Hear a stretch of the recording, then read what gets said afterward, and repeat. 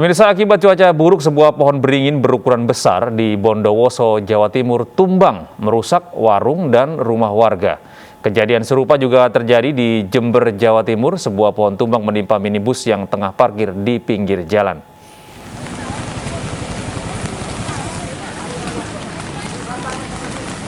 Sebuah minibus tertimpa pohon besar di Jalan Ahmad Yani, Jember, Jawa Timur. Pohon tumbang akibat kencangnya angin sebelum hujan deras. Beruntung pengemudi minibus sedang berada di dalam sebuah toko. Kemacetan panjang terjadi dalam kejadian ini lantaran pohon tumbang menutup seluruh badan jalan. Selain menimpa minibus, pohon tumbang juga merubuhkan papan reklame.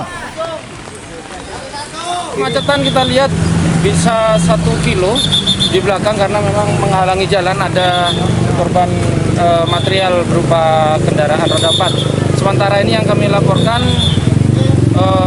kerugian material, untuk korban jiwa masih tidak ada, insya Allah tidak ada, kecelakaan untuk luka juga tidak ada.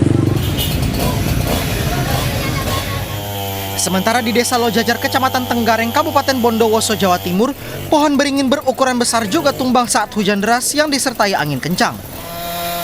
Pohon tumbang melintang di tengah jalan sehingga membuat arus lalu lintas tersendat. Petugas gabungan terpaksa memberlakukan sistem buka tutup jalan saat proses evakuasi pohon. Akibat peristiwa ini, rumah, warung, dan 1 unit sepeda motor rusak parah. Hujannya barusan cuma langsung deras. Ini pohonnya kondisi gimana sebelumnya? Memang sudah lapuk? Memang sudah lapuk. Ini berapa rumah yang tertimpa? Karena warung 1, 2, warung sama yang warung 1 ditempati, cuma rumah lah, termasuk rumah 1, warung 1. Ada orang tadi Pak di dalam waktu roboh? Tadi kebetulan kakak saya baru pas keluar, ini roboh. Tidak ada korban jiwa maupun luka, namun kerugian material dalam peristiwa pohon tumbang ini mencapai puluhan juta rupiah. Tim Liputan iNews melaporkan. Pemirsa, 2 kendaraan travel bertabrakan di Jalan Buntu, Banyumas, Jawa Tengah. Warga menyelamatkan 2 supir yang terjepit. Setelah terjadi laka lantas ya di daerah. Inilah video amatir sesaat setelah kecelakaan antara 2 kendaraan travel di Jalan Raya Buntu, Kemranjen Sumpiuh, Kabupaten Banyumas, Jawa Tengah. Kedua sopir sempat terjepit dan dievakuasi warga sekitar dengan alat seadanya. Akhirnya, sopir berhasil diselamatkan, namun terluka.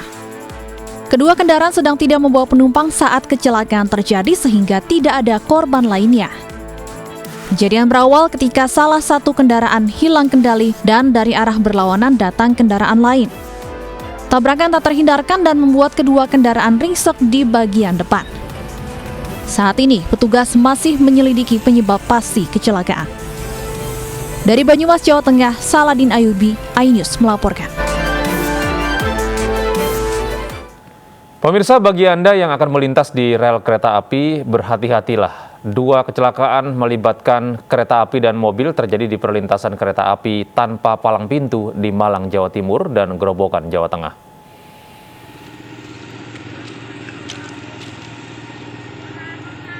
Kecelakaan kereta api dengan minibus terjadi di perlintasan kereta api tanpa palang pintu di Desa Kebon Agung, Kecamatan Pakis Aji, Kabupaten Malang, Jawa Timur.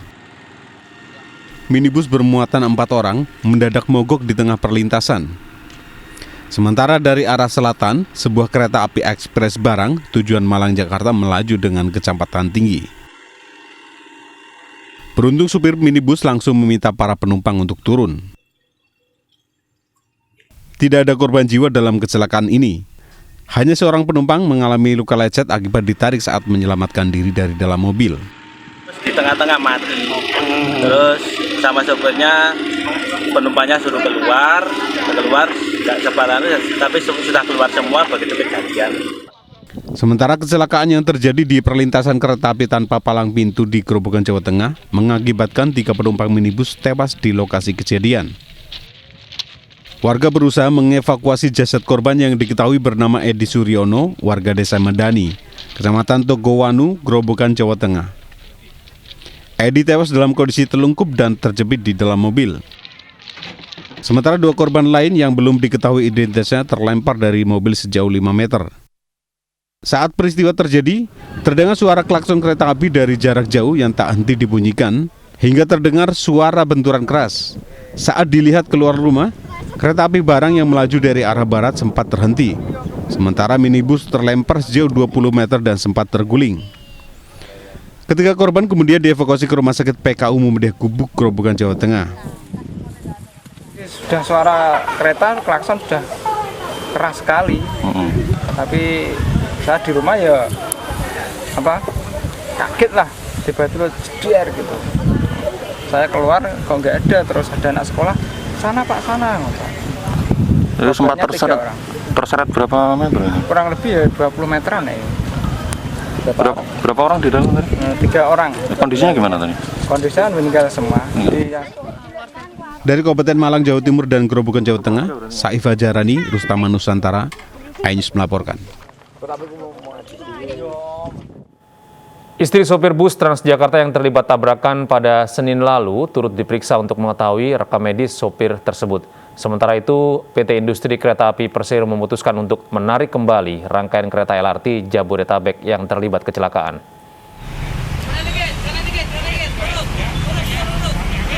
Dirlantas Polda Metro Jaya terus menyelidiki penyebab tabrakan 2 bus Transjakarta yang menyebabkan 2 orang meninggal dunia di Jalan MT Haryono, Jakarta. Polisi menggelar olah tempat kejadian perkara dan akan memeriksa sejumlah saksi, termasuk istri sopir yang tewas saat kecelakaan, untuk mengetahui rekam medis sopir bus. Dugaan sementara kecelakaan Transjakarta ini karena sopir bus mengantuk. Pemprov DKI Jakarta akan mengevaluasi insiden tersebut supaya kejadian serupa tidak terulang. Mudah-mudahan ini jadi pelajaran yang baik bagi kita semua untuk hati-hati. Memang harus dipahami, jadi supir bus Transjakarta itu berat. Kenapa berat? Tahu kenapa berat? Bawahnya karena gede. dalam koridor yang sama lurus dia. Jadi kalau jadi supir itu lurus, kiri kanan ada pembatas, itu sangat membosankan, sangat menjenuhkan, dan itu wajar ya.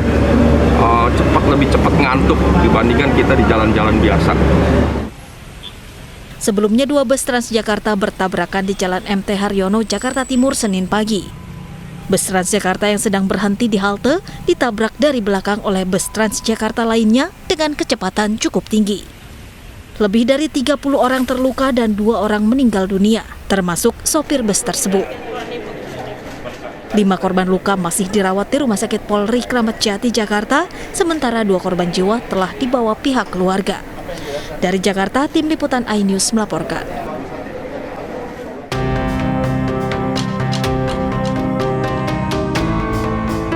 Dua LRT Jabodebek yang mengalami kecelakaan di jalur layang Ruas Munjul, Cibubur, Jakarta Timur masih berada di atas rel dan menunggu evakuasi Tim Komite Nasional Keselamatan Transportasi atau KNKT. Menurut keterangan PT Inka, kecelakaan diduga karena salah satu LRT melaju dengan kecepatan di atas standar saat diarahkan untuk berpindah jalur. Karena itu terdapat indikasi kelalaian masinis dalam insiden ini. Jauh-jauh lah 10 kilo, ini kan paling juga 1 kilo paling jauh. Berarti dalam arti untuk kondisi kereta yang tabrakan ini yang rusak apa aja? Kabinnya pastilah, kabinnya. Sementara kabin aja dulu ya. Kabinnya. Ya lumayan lah. Tapi kan nggak, nanti kan ya itu makanya setelah nanti mungkin tim investigator selesai, sudah terindikasi bla bla bla bla, kami diizinkan narik, saya tarik ke Madiun gitu. Kita benerin lagi di sini.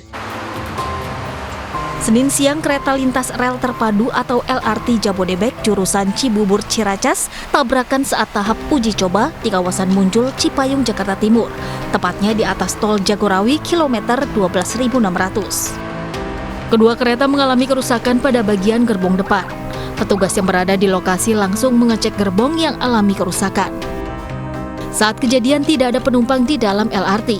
Sementara masinis yang mengoperasikan LRT mengalami luka ringan dan dilarikan ke Rumah Sakit Meilia Cibubur. Tim Liputan iNews melaporkan. Tim Basarnas hingga kini masih mencari 9 ABK kapal motor Liberty 1 yang tenggelam di perairan utara Bali. Kapal kargo itu diduga tenggelam pasca dihantam badai pada Sabtu lalu. Upaya pencarian 9 ABK kapal motor Liberty 1 yang tenggelam di perairan utara Bali kembali dilanjutkan tim Basarnas dari Pulau Sapeken, Sumeneb, Jawa Timur menggunakan kapal SAR Arjuna. Operasi pencarian disesuaikan dengan titik-titik prediksi arus di lokasi tenggelamnya kapal. Dalam operasi hari ini, petugas mengerahkan 17 ABK dan 5 orang tim penyelamat. Kapal motor Liberty 1 tenggelam dihantam badai di perairan utara Bali Sabtu lalu. Seluruh kru kapal melompat untuk menyelamatkan diri menggunakan jaket penyelamat. Namun, baru 6 orang yang berhasil ditemukan. Dari Badung, Bali, Bagus Alit, iNews melaporkan. Seorang pria meninggal dunia diduga dianiaya satpam salah satu rumah sakit di Jakarta. Polisi memeriksa 10 saksi termasuk petugas keamanan rumah sakit.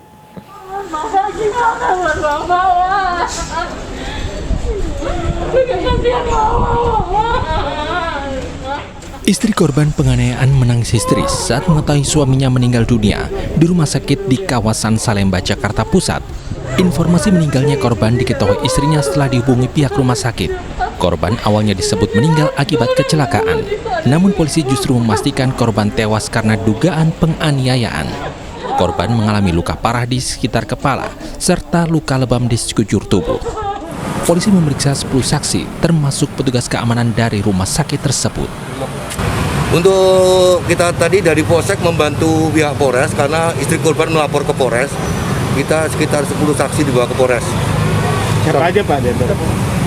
Antara lain ya pihak dari security rumah sakit, kemudian ada karyawan dan warga di sekitar rumah sakit tersebut. Ya Pak, untuk lokasi TKP penganiayaan kesimpulannya memang di area rumah sakit apa gimana Pak? Masih dalam penyelidikan pihak Polres Jakarta Pusat ya. Polisi juga masih menyelidiki alasan penganiayaan. Dari Jakarta, Rani Sanjaya, iNews melaporkan. Sesosok jasad pria tanpa identitas ditemukan di hutan kota Bekasi, Jawa Barat. Jasad tertutupi daun dan ranting pohon dengan kondisi tangan terikat tali, plastik, dan luka di wajah. Saat ditemukan pertama kali oleh petugas Dishub Kota Bekasi, jasad korban sudah membengkak dan mengeluarkan bau yang tidak sedap. Dari hasil olah tempat kejadian perkara dan identifikasi petugas Polres Metro Bekasi Kota, diduga merupakan jasad korban pembunuhan. Jasad korban langsung dibawa ke Rumah Sakit Polri Kramat Jati, Jakarta Timur untuk diidentifikasi dan memastikan penyebab tewasnya korban.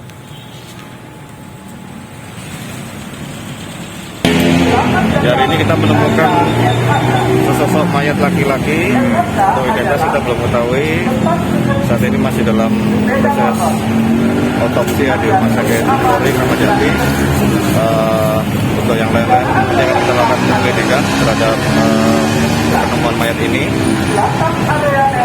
Kita doanya aja biar bisa segera terungkap.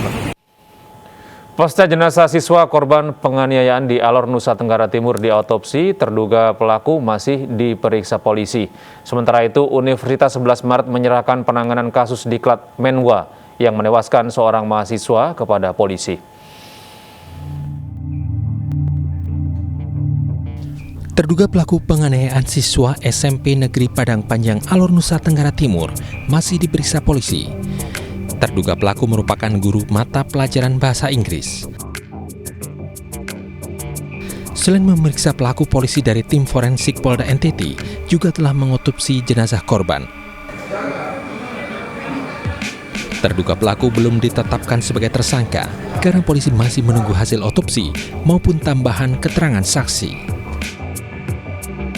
Pelaku masih belum kita tetapkan sebagai tersangka karena masih ada beberapa keterangan saksi yang perlu kita dalami kembali, kita cari kembali karena saksi-saksi ini semua berada di Padang Panjang.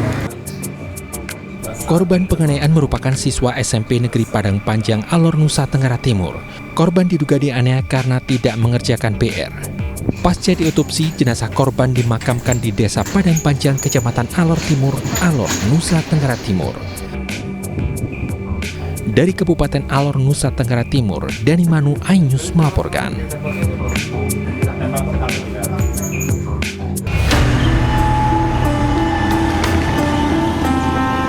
Universitas 11 Maret akhirnya angkat bicara terkait mahasiswanya Gilang Endi Saputra yang meninggal saat mengikuti pendidikan dan latihan resimen mahasiswa.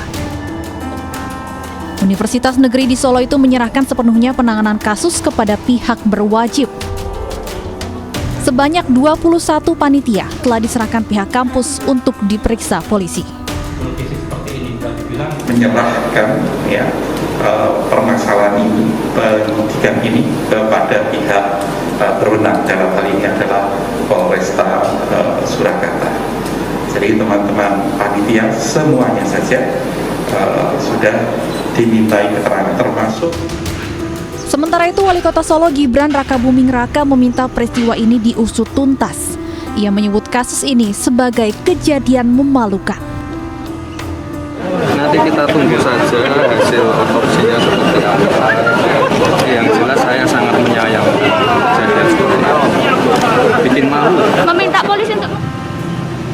Atas kejadian ini, pihak kampus akan menghentikan kegiatan Menwa untuk sementara waktu dan mengevaluasi seluruh kegiatan kampus yang melibatkan aktivitas fisik. Dari Solo, Jawa Tengah, Septiantoro, iNews melaporkan. Pemirsa, cemburu melatar belakangi penembakan Bribtu HT oleh rekannya sesama anggota polisi Bribka MN. Pelaku akan dipecat dan terancam hukuman penjara seumur hidup.